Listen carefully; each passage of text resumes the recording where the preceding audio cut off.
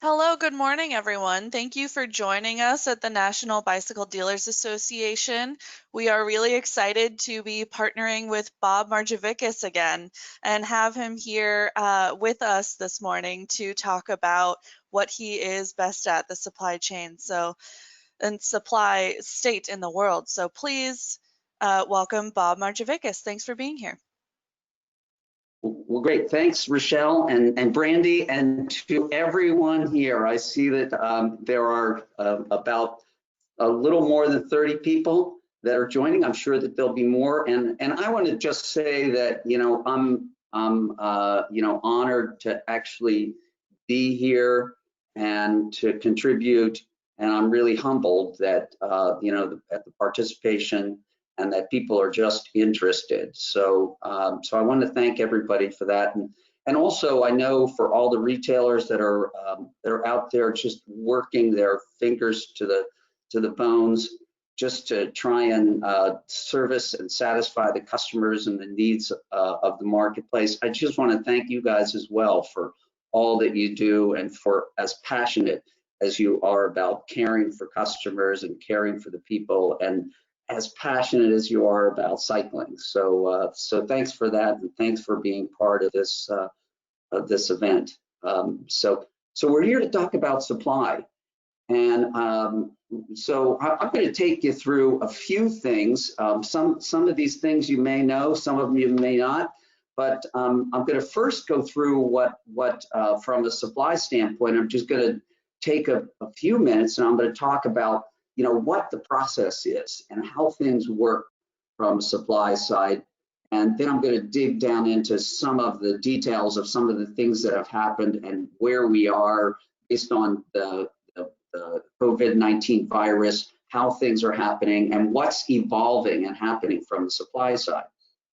So just to take you through a brief explanation of how the supply chain works and how purchasing works. All of us here in the United States, we're basically purchasing products overseas from assemblers or producers that are overseas. And at the end of the day, all of us, whether it's regardless of what brand it is, we identify a product, we create bills of materials or specifications that comprise of a finished product, and we provide that to an assembler or to a factory, and that factory then provides a price quote, and from there brands place purchase orders to those assemblers for finished products. So basically we're placing an order to an assembler for a finished product to be delivered to us. And at the end of the day, that whole process, for us at Specialized, it takes us roughly about a year to go through that process of vetting out individual makers and components and blending it all together into a finished product. And as you probably know, just at Specialized, we have about 320 different models of bikes that service our markets globally. So 320 models, each of them offered in, let's say, 4 or 5 sizes times an average of 2 colors. So you're looking at roughly about 3,000 SKUs that are being offered by us and by all other brands. And the supply chain, getting back to, so we finish the product, we determine the price, and then we start doing forecasting, planning, and purchasing for that. And our forecasting works in a way where we provide annual forecasts to both the assemblers, and we also provide it to the component makers like Shimano or SRAM or Fox. All of the component makers, we provide them what our annual forecast is. And we also provide them with a running 90-day forecast. So we annually provide that, and every month we're giving them a running forecast of 90 days. And then from there, we're placing purchase orders. So the purchase orders we're placing, for the most part, are between 90 and 120 days in advance, and we're placing them for shipments on a monthly basis. So that purchase order that we're placing, there might be, of those 3,000 SKUs, let's say 2,000 of them are coming to the United States, and there are various other countries that we're servicing on a monthly basis. So the factory is aggregating all of the orders together, and they're producing based on a model and based on the destination.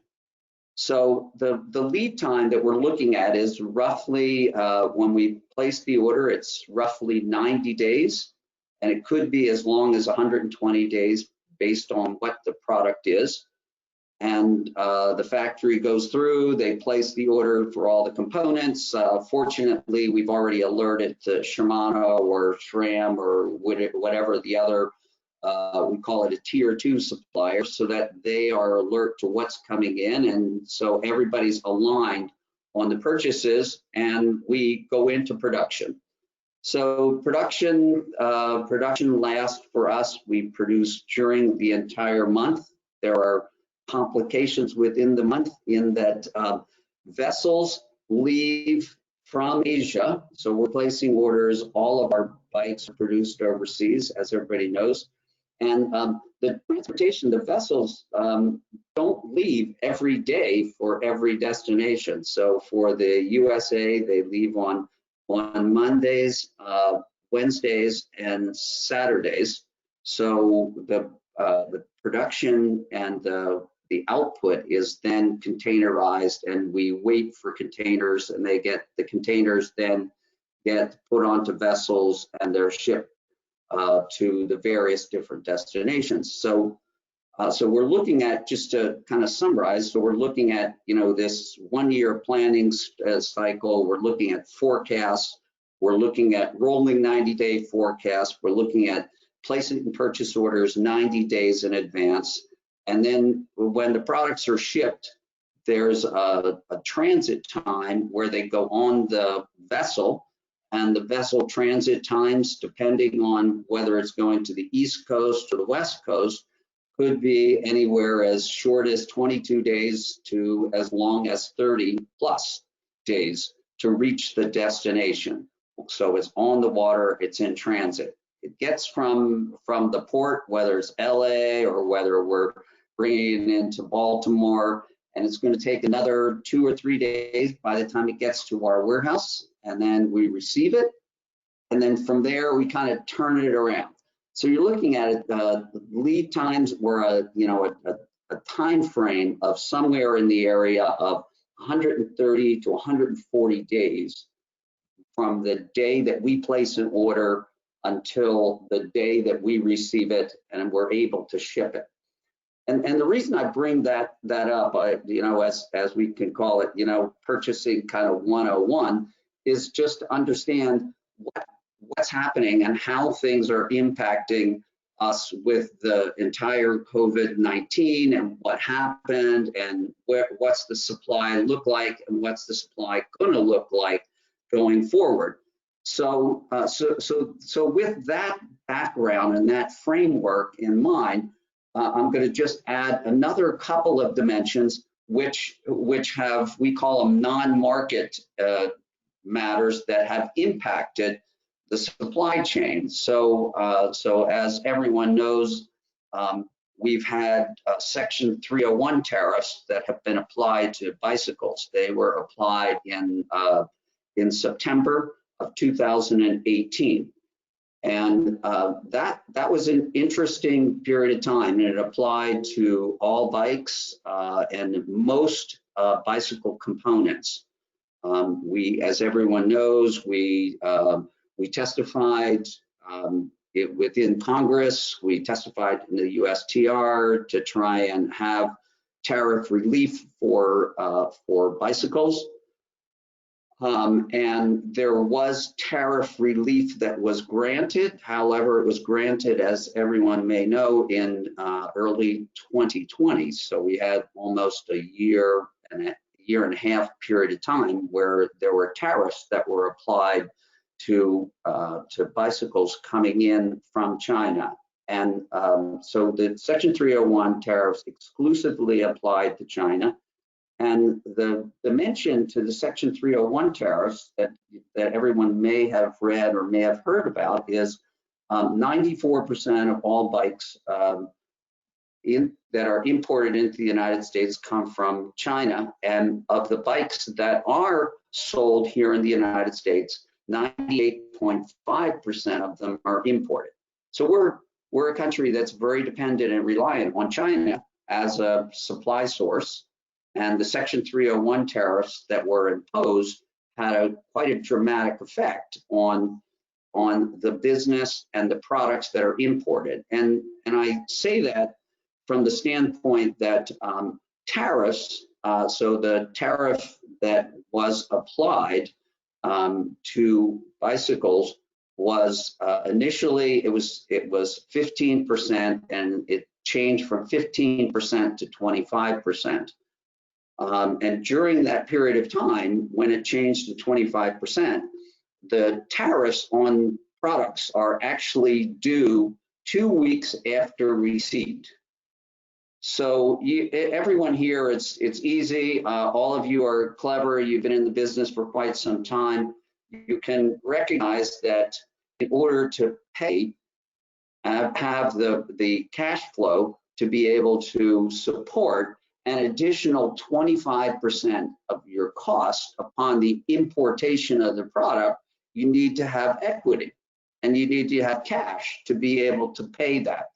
So as a result of the import tariffs, the dynamics of purchase and buying changed.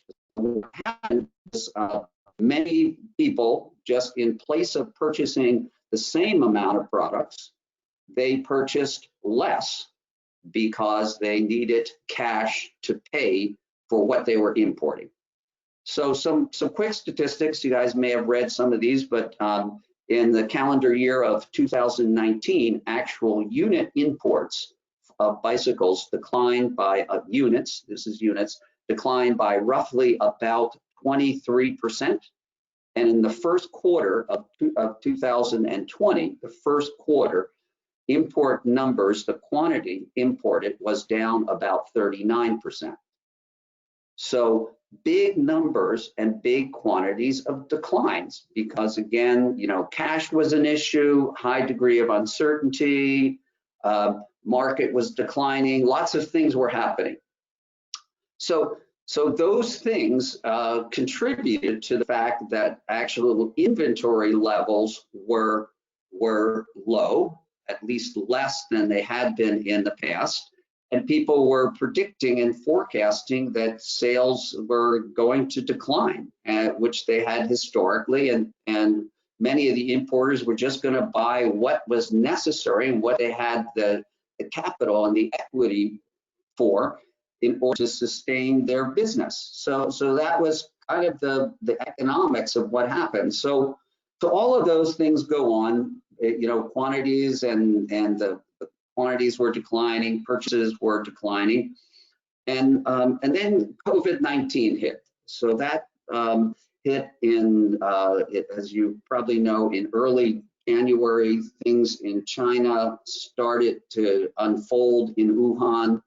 So in the unfolding of COVID-19 in China, so again, just recognizing that the manufacturing base and the assembly base for bicycles was in China, and if 94% of the bikes are imported, and basically all the factories were closed in China, so we were dealing with almost a 2-month period of time where there was basically no output.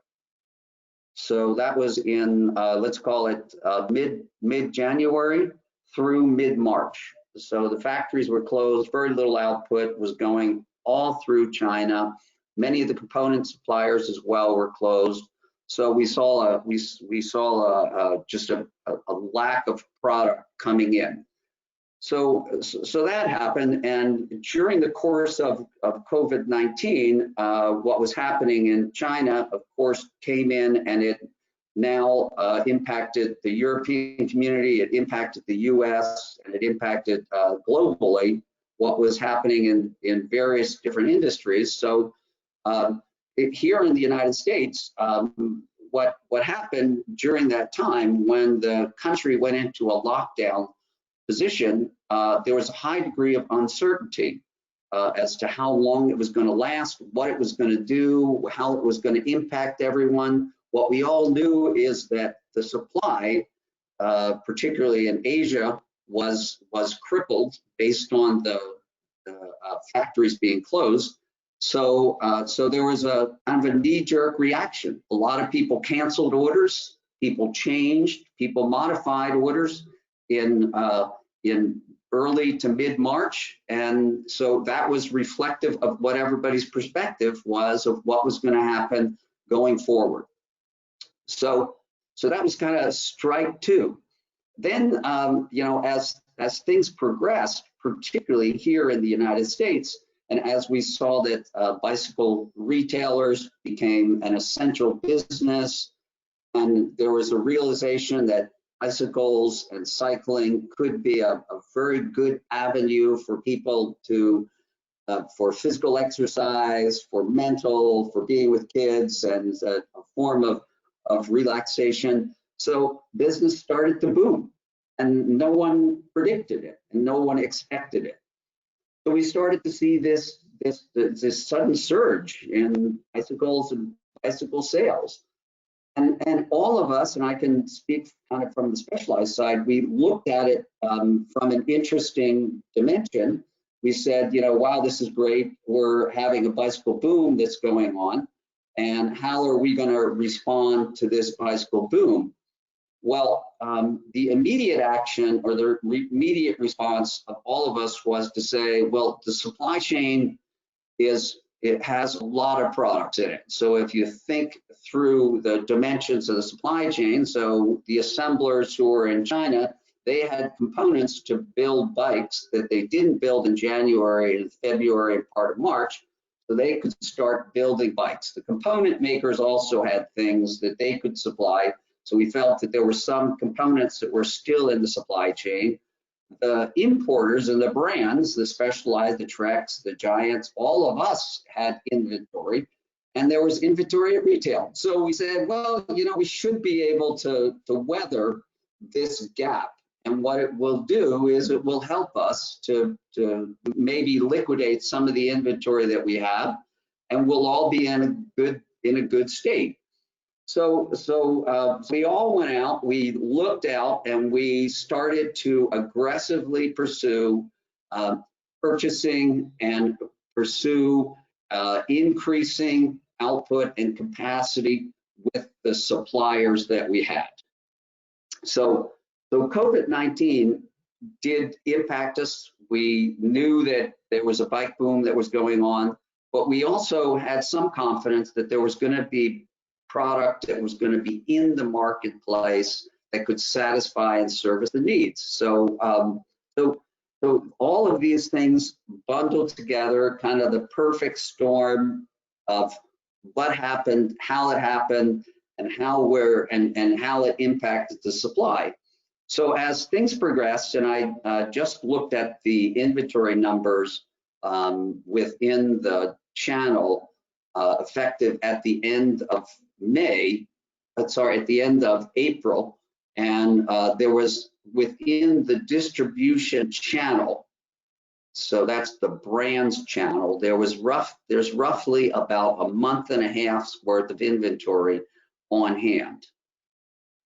And the month and a half inventory, month and a half amount of inventory that's on hand, it'll service the needs. And I think in addition, what I just want to make sure that I emphasize to the group here, that it doesn't mean that we only have a month and a half supply of inventory.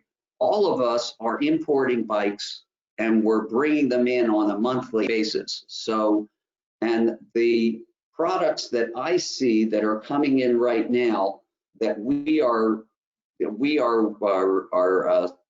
importing and we're distributing ourselves are really the products that are in demand. So, you know, for us, it's going to be bikes that are under $2,000. They're the ones that we're concentrating on, and they're the ones that are coming in. So even though inventory levels look like they're low from the brand standpoint. There's a continuous amount of products that are coming in that are satisfying some of the immediate needs. So I would say we're not in a crisis. We're not in a situation where we're going to be completely dry and there's not going to be any product coming in. There is, and that product that's coming in is coming in on a daily basis, and it's kind of servicing what the needs are. So, from the supply side, yes, the supply is really lean. Yes, all of you guys have been chasing products around at various different places.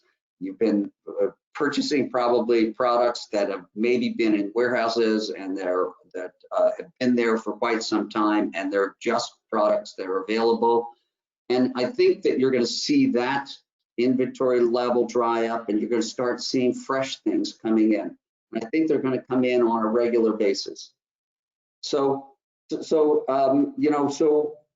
want to just give you a framework of where we are now and what's happening from the supply side. So all of us, I think all of the brands are in the catch-up mode. So basically what we're doing is we're scrambling to try and make sure that from the products that are being produced are the ones that are in demand, the ones that are, say, under $2,000.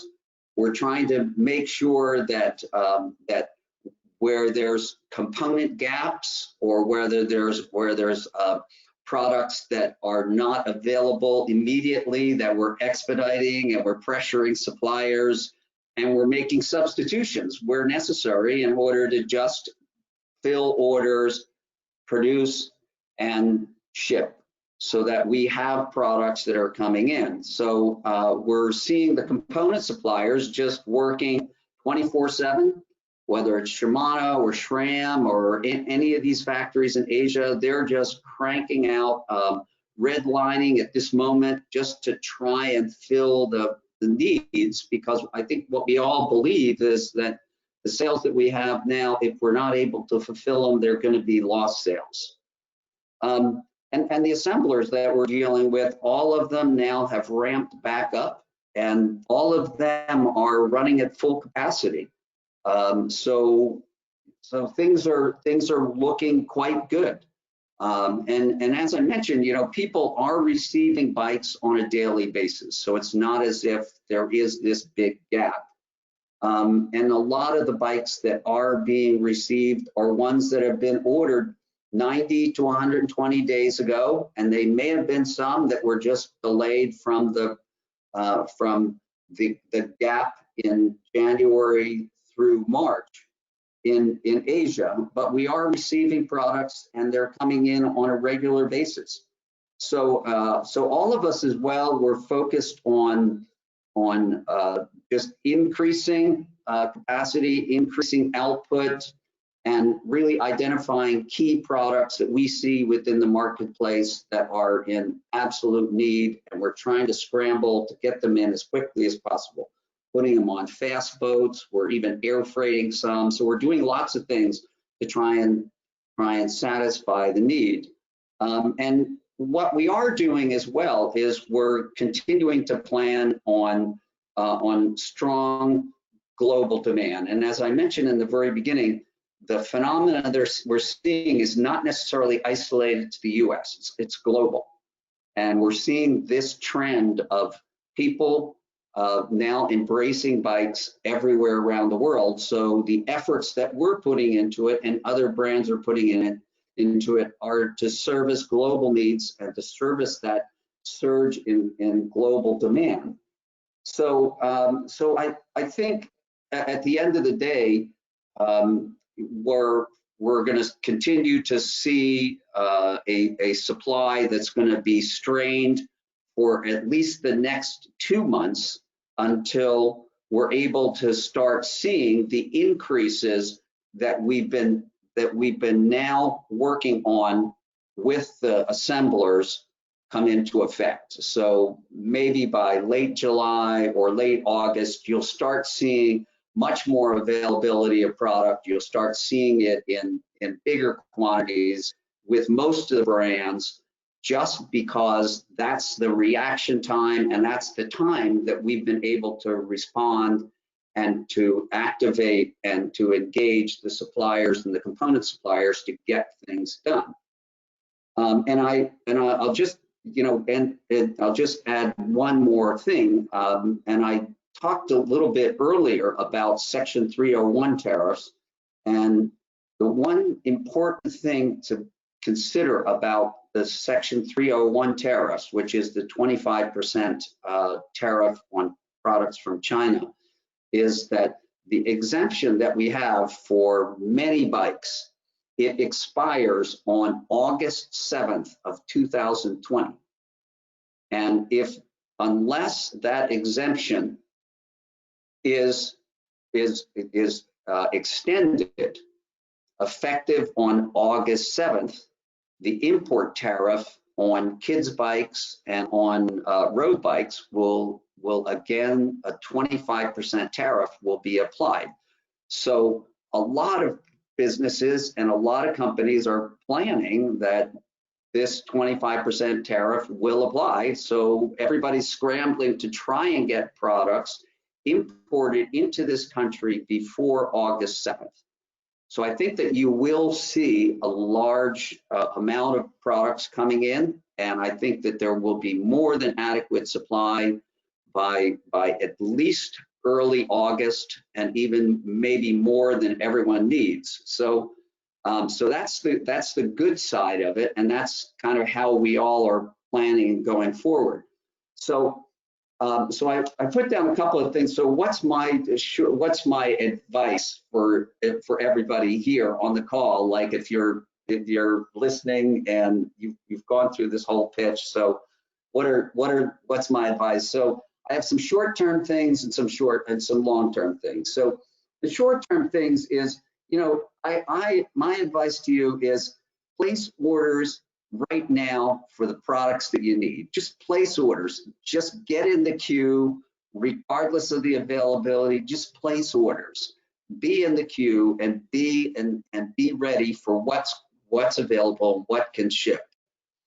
And I would also ask for you to be tolerant of colors and size configurations. There are going to be broken colors that are coming in. When we're importing products from Asia, they're not coming in full size selections or full color selections.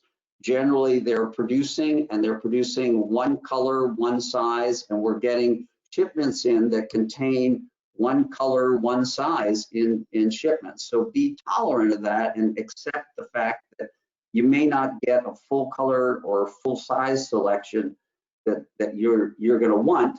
But just be tolerant of it. That's just going to be the nature of things until the supply catches up. And I put this as well is to give. If you don't have a product in stock, give your customers the option of doing that click and collect.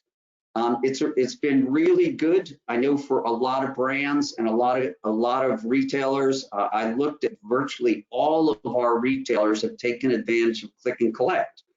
As somebody comes in and they're looking for a particular model and a particular size, give them the opportunity to go onto a website, click and collect, and they can see the availability. They can go through the whole sales pitch. They can understand what the availability is, and they can buy what they want and take advantage of that. It's a good opportunity. There's additional revenue, and it's a nice tool for you to be able to utilize the inventory availability that brands have within all of their distribution points.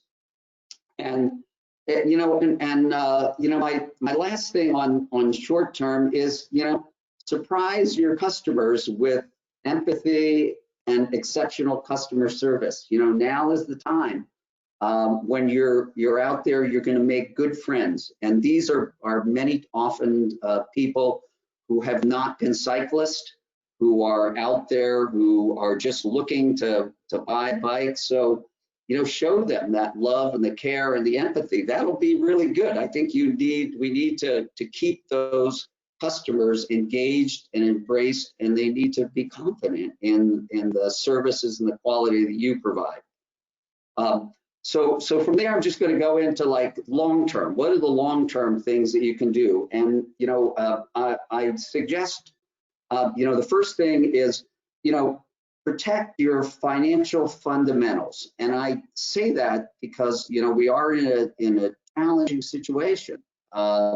Supply is really good. I know that this situation is tense. Everybody's working hard, but try and maximize your cash position that you're in, and look today to strengthen your balance sheet, and be current with your suppliers, because right now they're your lifeblood, particularly as the supply is limited. So just protect that financial fundamentals, be prudent and be responsible. And second thing is to protect your existing business, and that comes back down to providing great customer service, maintaining continuous connections with your customers. That's going to be really important. These are going to be the people who will continue to be your lifeblood. Review your suppliers and your purchasing practices. This is a good time to look at how you do things and how your purchasing practices are and how you get treated. Look for good opportunities that are out there in maybe it's other categories or in things that maybe you're not so familiar with, where you see customers coming in that are looking for specific things that maybe you don't stock. I was talking to Brandy about some helmets and some other things that may be interesting, but scout out for those opportunities. Look for things that people are looking for when they're in the store and when they're trying to buy things. And lastly, rethink your product mix. The dynamic is going to change. I've mentioned to a lot of people, I see that I see the market changing in general, that people today, over the course of many years, we've seen people who are out there looking to profess wealth. And I think that this COVID-19 has made some pretty dramatic behavioral changes. And I think that people today are going to be into protecting their wealth and preserving their wealth. And I think that that's going to result in people being much more value oriented and value shoppers, as opposed to saying, show me your best. They're going to say, show me your best value, or, this is good enough. And I think you're going to see that behavior is going to continue as we progress from a retail side. The other long-term things are, rethink retail, but just rethink it. What is it going to be like 6 months from now, or what is it going to be like a year from now? I don't have a crystal ball, but what I can say, and from what I see in my contact with retailers, is America's #1 sport has historically been shopping, and today I think that #1 sport has now been surpassed by something else, and as opposed to people being shoppers, they're going to be buyers. And I think they're going to be destination buyers. They're going to be knowledgeable, and they're going to come in, and they're not going to want to waste a lot of time shopping. They're just want to come in, and they're just going to want to buy something. And I think that that's going to change the dynamic of retail. And so just rethink retail and rethink what it is and what it's going to be in 6 months or a year. Grow your online presence, for sure. I'm sure I'm not preaching to anyone that doesn't really know that, but certainly that's been a very significant portion of a lot of the growth of a lot of businesses.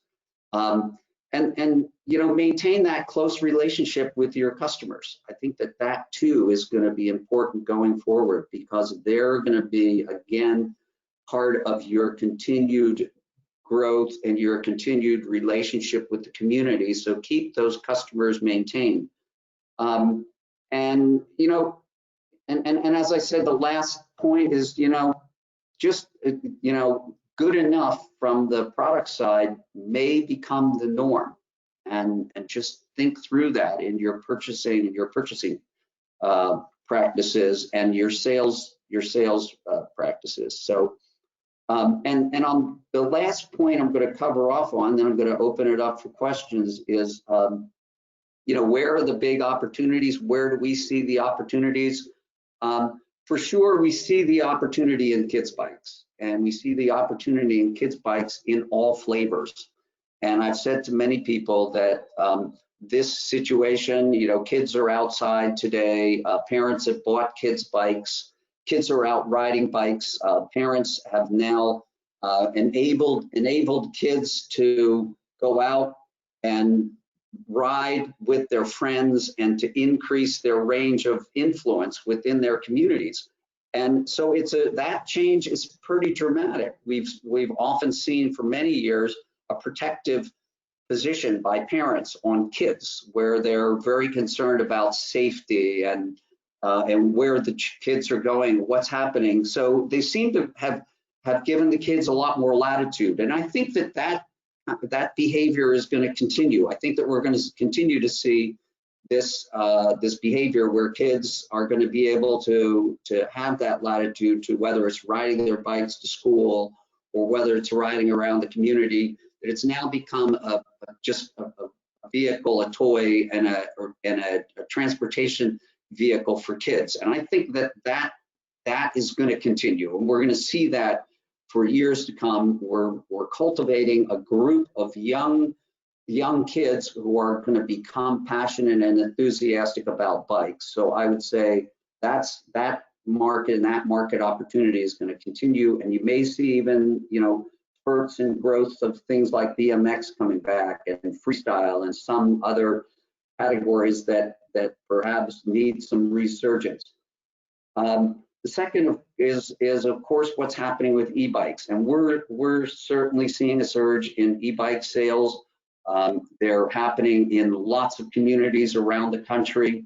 We're seeing people using them for transportation, for utility purposes, for leisure, for sport, and some for performance. And I think that trend is going to continue, particularly as we see cities. The community here where I live, the main downtown street has now determined they're going to close the street. It's going to be open only to pedestrians, cyclists, and to emergency vehicles. And it's a main street in the city, and it's been embraced by everyone as the new way of shopping, the new way of being engaged in the community. And I think there are communities around the country that are going to embrace the whole idea of what cycling does and what people are doing and how people are getting from one place to another.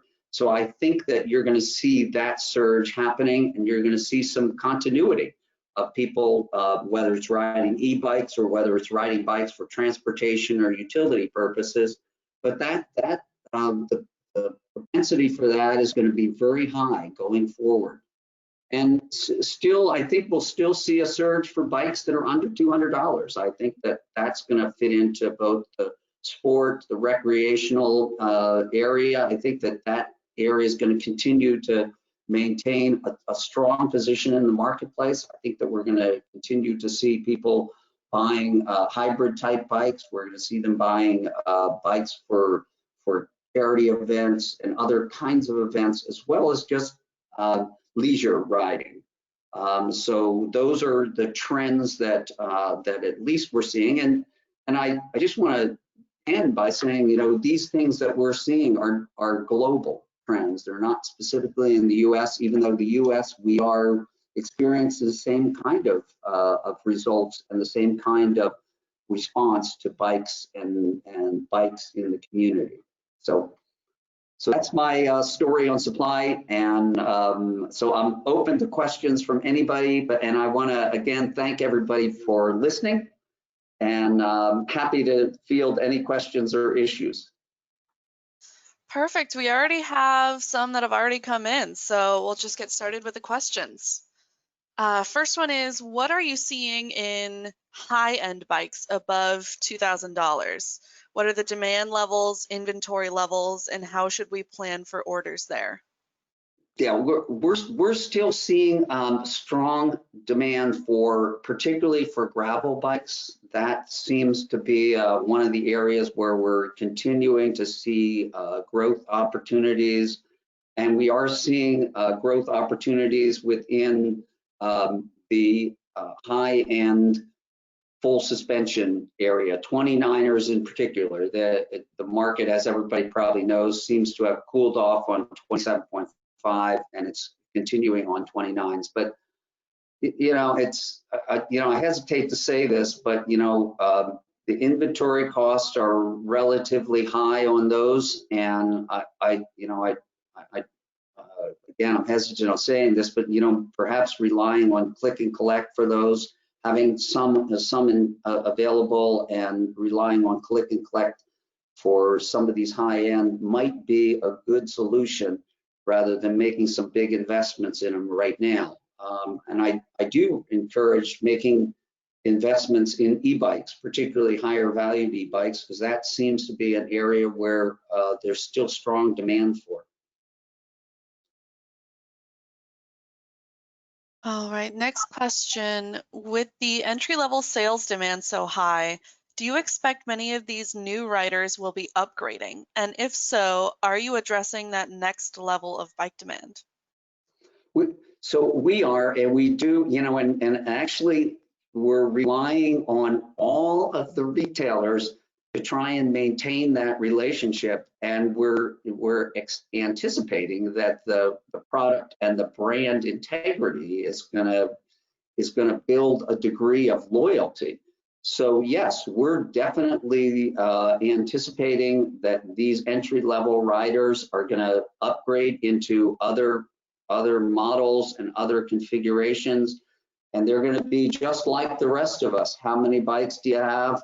Whatever I have plus one.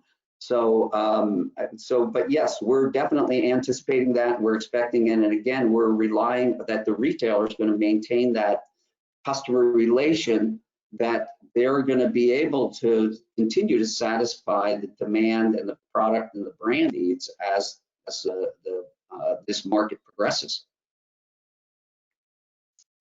All right. A 25% increase in tariffs is a big hit for brands. Do you expect prices to go up, and by how much?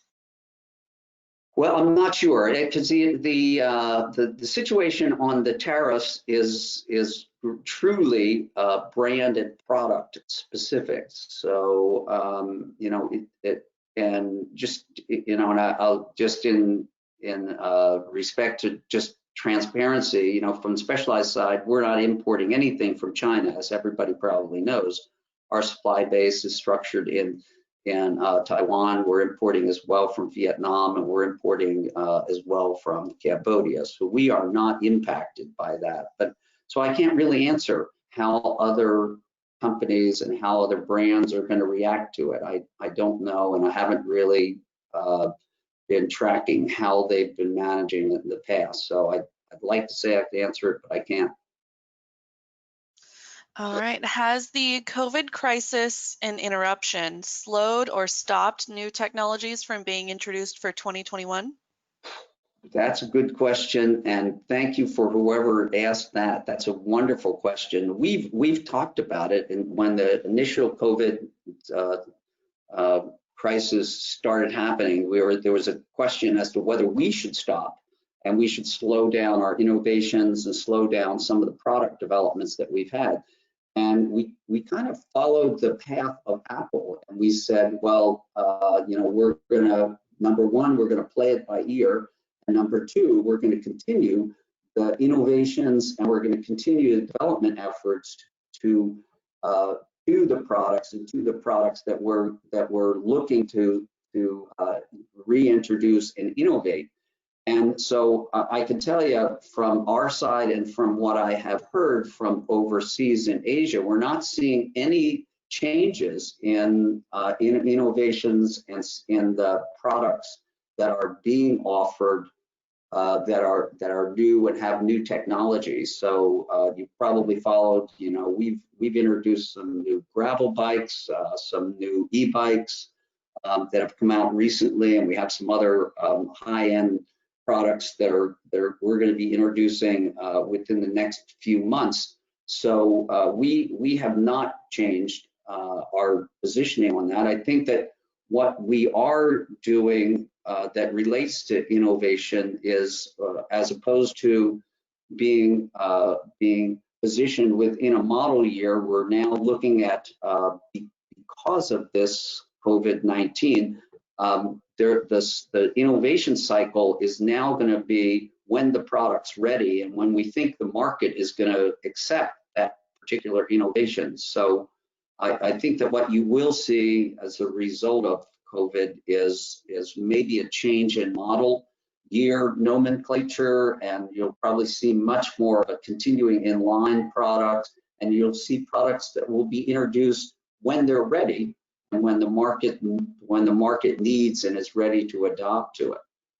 But we're not stopping at all any of the innovations that we're doing, and if anything, we're accelerating them. All right. What trends do you see for the mountain bikes at the sub $2,000 level?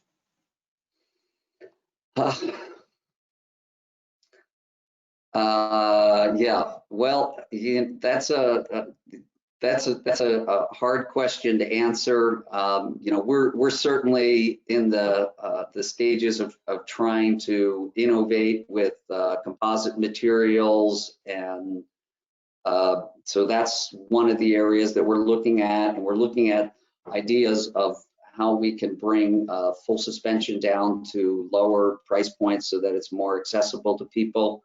And we're also concentrating on e-bikes and the e-performance category, e-mountain bike performance category, to also service those needs. And I just I know lots of people have heard me say this, but from the e-bike side, there are many good things about e-bikes for those of you who are selling them and those of you who are considering it. But e-bikes have a very interesting dynamic, and my projection is over the next few years, we're going to start seeing, we're going to see a transition out of traditional pedal bikes and into electric bikes for lots of reasons. One is, as you're seeing, the weight of them is declining pretty significantly. They were in the 40-pound range, and now you're seeing e-bikes in the low 20s to high 20s to low 30 pounds. You're seeing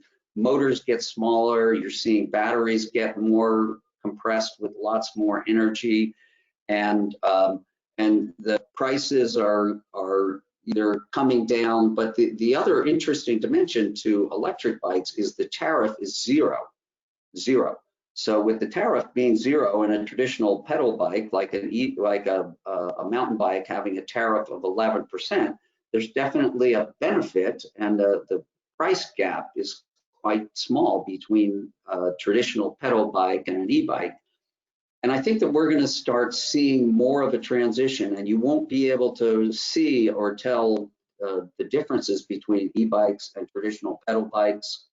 And I think that that's going to capture a lot of the opportunity. And so we're as a brand investing much more into e-bikes and into e-bike innovations, as well as what we're doing from the technology and the performance standpoint.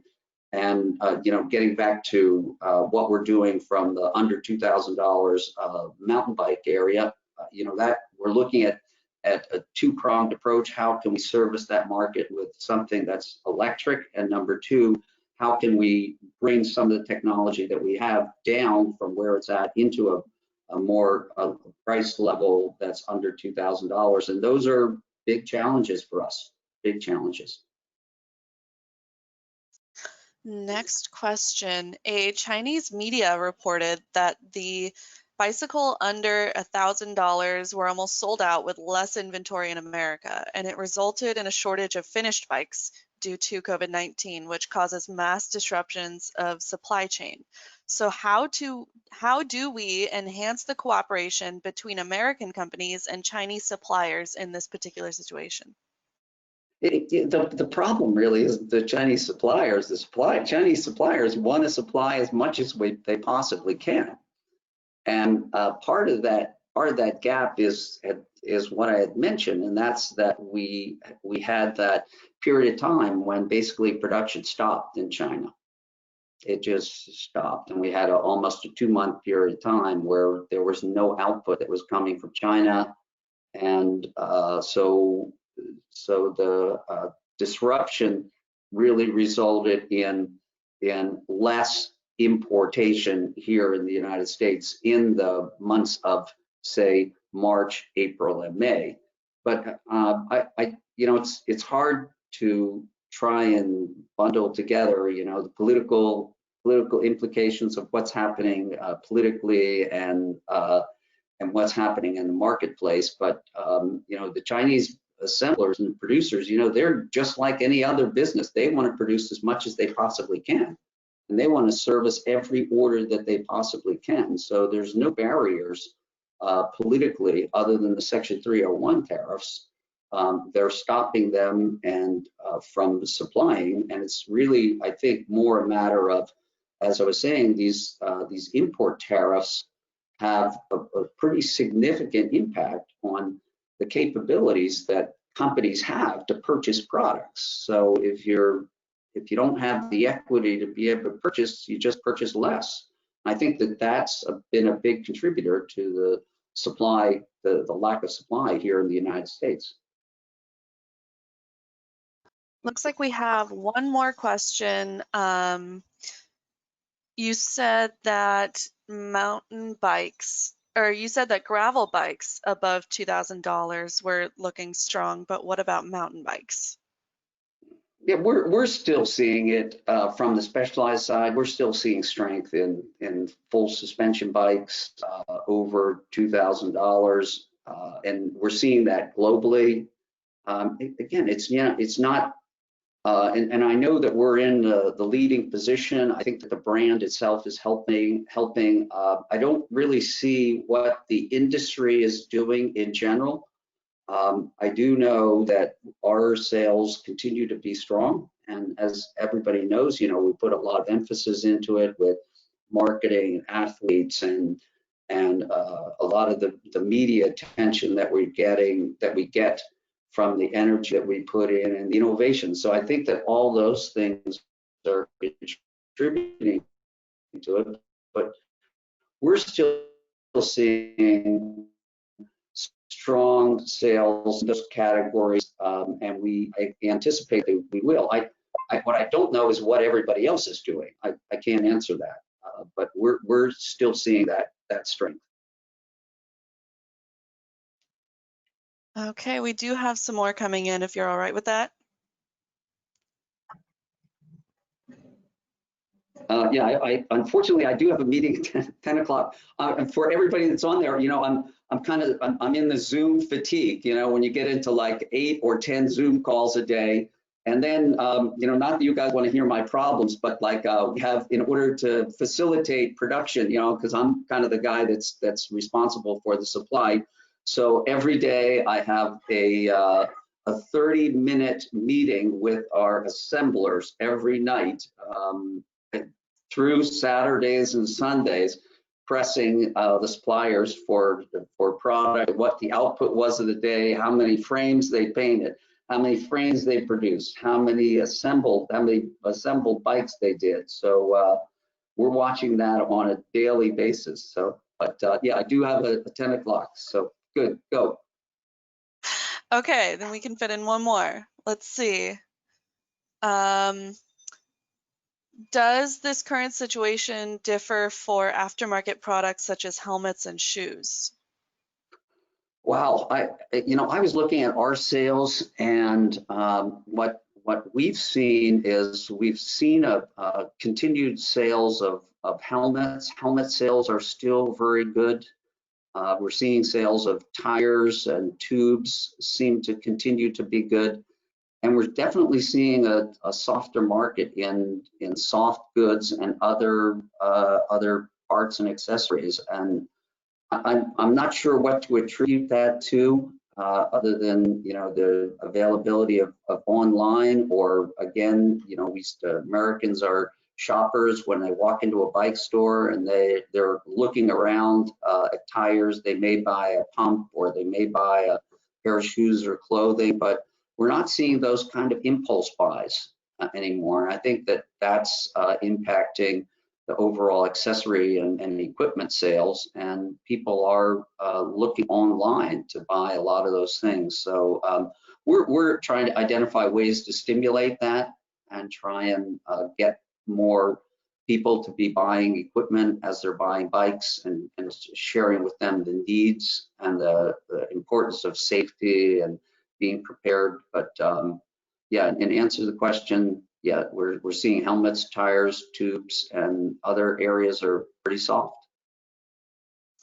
All right, we will let you get to your next meeting. Thank you so much for Yeah, being with us today, Bob. no problem. And if there's any questions, you know, and you want to just address them to me, I think you can give everybody my email address. I'm happy to do that, and I'll respond to anybody's questions. And I always say this, you know, I'm always available anytime. If anybody has any questions or comments or thoughts or ideas or anything I can help out, I'm always there. I mean, I'm here for you.